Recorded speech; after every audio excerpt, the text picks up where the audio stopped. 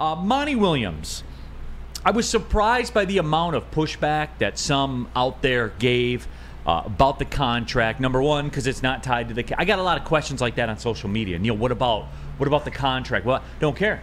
Doesn't count towards anything. Don't care. No salary cap for coaches. Yeah, doesn't matter to me at all. So I got to thinking, but this is a critical question that Chuck Brewer just asked. Before we even get into all that, I'm stopping what I'm doing right here. Sam, are you still in on Monty Williams after you found out that he played with Ben Wallace back in the day?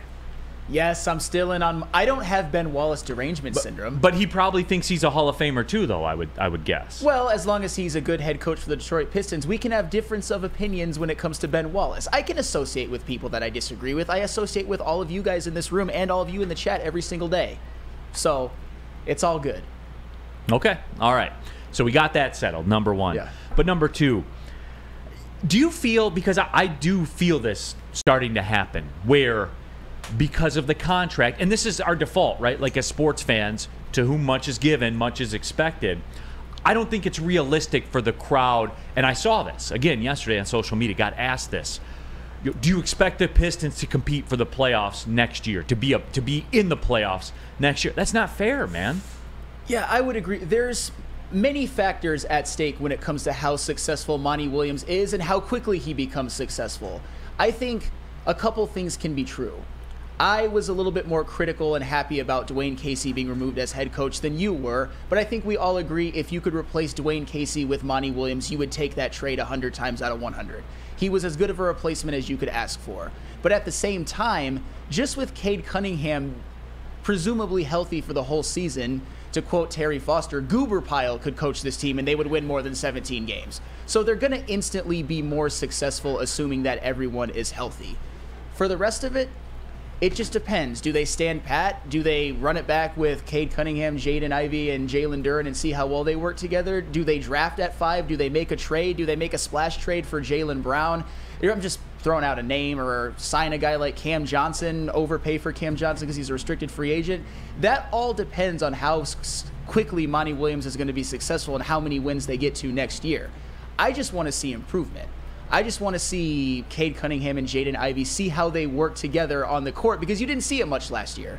See them run more pick and roll. See them run less ISO in that .5 offense, which I think Cade Cunningham and Jaden Ivey could benefit from, especially in the modern offense. You want them to move the ball, get the most open shots possible. And I think Monty Williams can provide that right away. So you're going to see improvement, but it's not as simple as they got to make the play in next year. It depends on who they add, who they draft, if they make a trade, because with this roster combined with even a number 5 pick, they're not a play-in team yet, but they're a team on the rise. They're ascending, and I think they can get better quickly. Next year, I would say anything under 30 games, and I'm a little bit alarmed. But also, you're going to get... That's a massive jump, though, man. But you're getting... How many do you think Cade Cunningham will give you alone just with his presence? 10.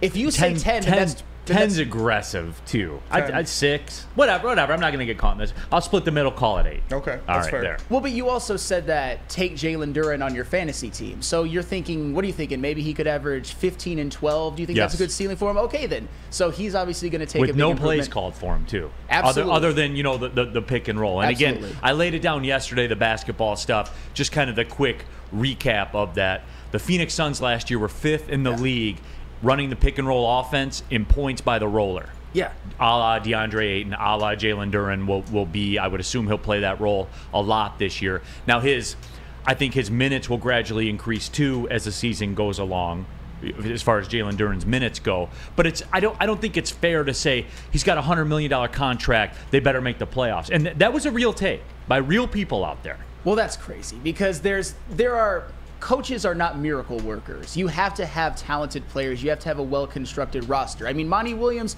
he can implement a system. You could see massive improvement from Cade Cunningham, Jaden Ivey, Jalen Duren. You could see all of that. You could see a guy like Bojan Bogdanovic once again shoot 40% from 3, which would be incredible. And I think that a guy like Cade Cunningham will be able to generate him more good looks, especially given the Monty Williams system. But expecting playoffs without a move this year, that's asinine. And I'm somebody who has high expectations, but that's unfair. Like, Monty Williams isn't Jesus. He's a very good head coach and he's proven, but he's not a miracle worker. He doesn't walk on water. And that's the one too. Like I know I talked about. I think Jalen Duren's stock will jump the most under Monty Williams because you guys know, like when we did the NBA draft show last year, I sat in here and was talking about Jalen Duren has a capacity, I think, to be a big star in this league, like a big star. Now, Cade, I think that's kind of baked in to what people think about Cade Cunningham. It's just what we're seeing with Jokic, and that's what kept going through my mind last night watching Jokic about how, and I saw this in Cade and calling his games and calling one of his games in college. It was something that I really noticed a lot of. I think Cade Cunningham is cut from that cloth where he will do the basketball play. Like yesterday, you saw how fluid that was, right, with Jokic, because the basketball play was Aaron Gordon. Then the basketball play was Jamal Murray. Then the basketball play in the fourth quarter when things got, I don't want to say exciting for a minute, but when the second Miami had some breath, he just went down court, knocked down 2 10-footers. That's a wrap. Good evening, good night. We'll see y'all later. Drive home safe. That's how I see Cade Cunningham's game, in that there is no role that he is unwilling to do.